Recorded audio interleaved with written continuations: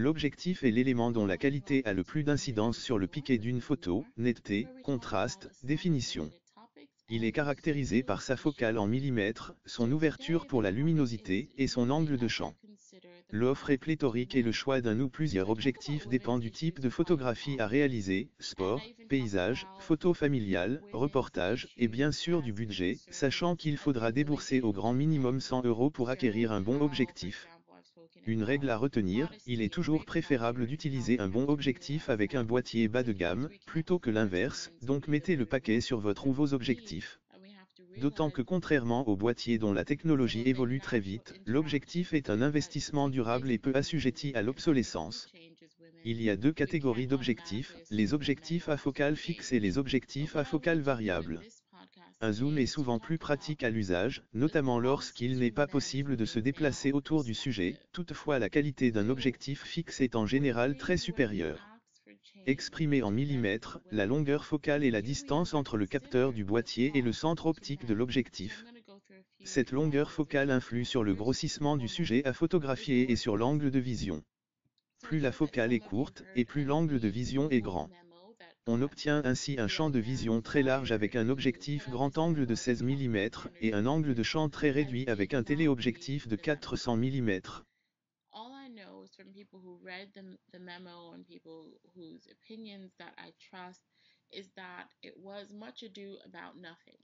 Now I'll say, pointing out gender differences or cultural differences and passing this out as a memo in your workplace should be obvious to anyone that that's a bad idea. So I certainly don't defend him in terms of getting fired. If I was a company, I'd probably fire him too, because it just doesn't look good. It doesn't look good. It doesn't feel good, whether it's true or not. The question would be more about, is it appropriate in that format in the workplace? In a private conversation, even a conversation with colleagues who wanted to have that conversation, but to send that out to the company doesn't really look appropriate. So I'm definitely not defending him on that front.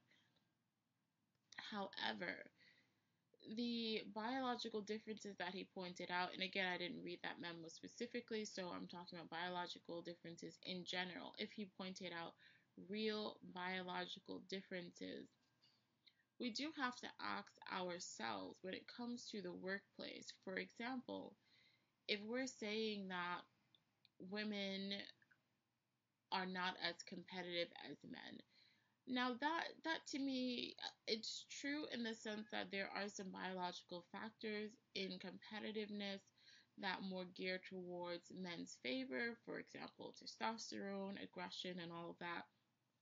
However, women who choose certain fields where they know there has to be competition often can rise up to that career field, just as men who choose work environments that where care is most prominent, they can rise up to that level. So that's an individual thing.